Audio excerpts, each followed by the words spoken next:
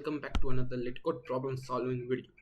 Today we are solving a very easy and interesting problem step by step using C++. The problem name is sum of digits in base k. So in this problem we are given two integers n and k, and our task is to convert the number n into base k and then return the sum of all digits of that converted number.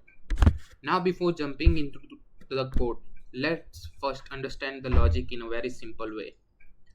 Whenever we convert a decimal number into another base, we repeatedly do two operations.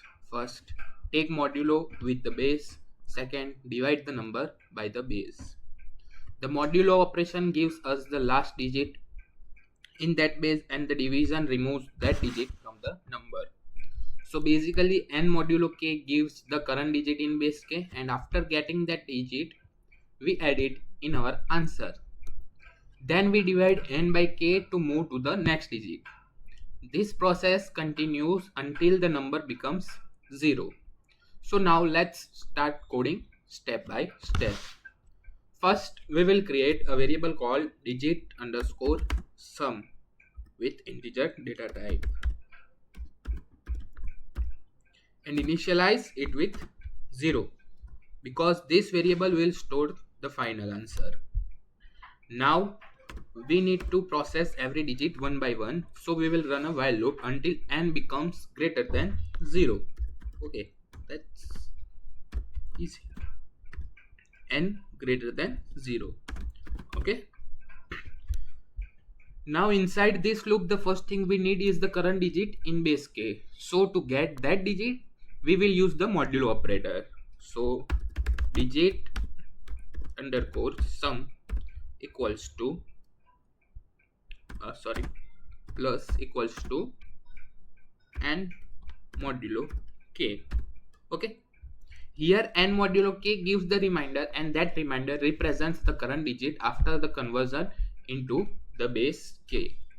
Instead of storing the single digit separately, we are directly adding it into digit sum. Now after processing this digit, we need to remove it from the number. So for that we will divide n by k. Okay. So this removes the last proceeded digit and shifts us towards the next digit. And this same process keeps repeating until n finally becomes 0. After the loop completes, our digit sum will contain the final answer.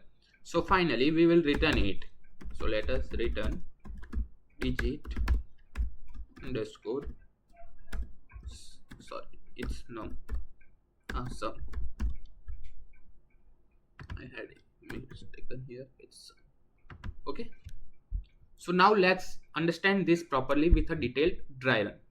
Suppose n equals 34 and k equals 6. So we need to convert 34 into base 6 and then find the sum of its digit. Initially digit underscore sum equals 0. Now the loop starts. First iteration, current value of n is 34, as we are taking the example 1 only. So current value of n is 34. We calculate 34 modulo 6.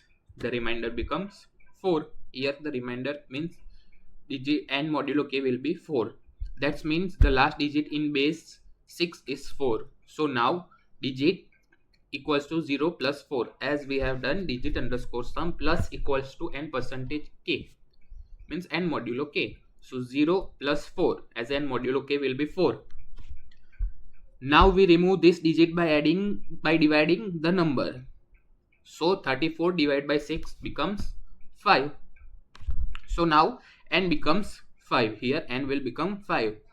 Now second iteration will be proceeded. So current value of n is 5. Now we calculate 5 modulo 6. Here 5 modulo 6. The remainder becomes 5 itself only. So the next digit in base 6 is 5. Now we add this into digit underscore sum. So 4 plus 5 will be equals to 9. Again we divide n by 6. 5 divided by 6 becomes 0. So now n becomes 0. since n is no longer greater than 0, the loop stops. And our final answer is 9. You are thinking that how it will become 0, 5 divided by 6. Yes, it will be means 0 point something. But here, since the data type of n is integer, so it will ignore the decimal and will take n as 0. Okay, and our final answer will become 9. So basically 34 in base 6 becomes 54, and 5 plus 4 equals to 9. That's why the answer is 9.